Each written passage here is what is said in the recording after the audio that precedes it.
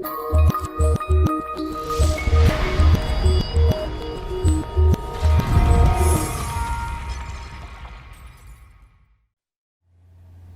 Gary here. This is a very good friend of mine. Tells me a story about her and her dad when she was a kid would go to the grocery store, and invariably now and again her dad would come up to check out, and all of the groceries would go through, and he'd pull his wallet out and he'd say, "Honey, there's no money. Did you bring the money?"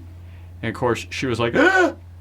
And it's funny, she still tells that story a lot. So you go, yeah, no, there's a little bit of financial trauma there. And our dad was trying to be funny and everything else, but I'm sure she didn't take it that way as a young child. What's this whole thing about financial trauma? Well, we ran into this company called PSYML, and ML stands for machine learning, and the CEO put out what they're doing. And basically, it's a data scientists, psychologists, and writers. So they define financial trauma as dysfunctional reaction to chronic financial stress. And you say, well, why is that important? Well, they've seen that this is similar to PTSD type of behavior. So they're looking at folks who basically are set up like this.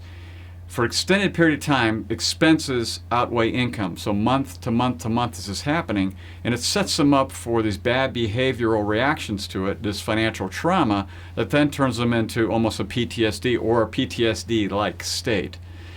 So what they're doing is putting on workshops for employers to help them deal with it, because obviously they have employees showing up in financial trauma.